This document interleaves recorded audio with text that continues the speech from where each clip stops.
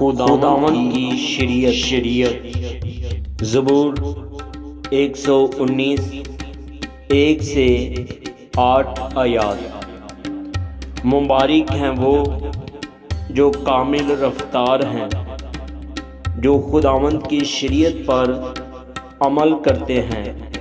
मुबारक हैं वो जो उसकी शहादतों को मानते हैं और पूरे दिल से उसके तालिब हैं। उनसे नाराज़गी नहीं होती, वो उसकी राहों पर चलते हैं। तूने अपने कवानीन दिए हैं ताकि हम दिल लगा कर उनको माने। काश कि तेरे आइन मानने के लिए मेरी रवशें दुरुस्त हो जाएं। जब मैं तेरे सब अहकाम का लिहाज रखूँगा तो शर्मिंदा ना हूँगा।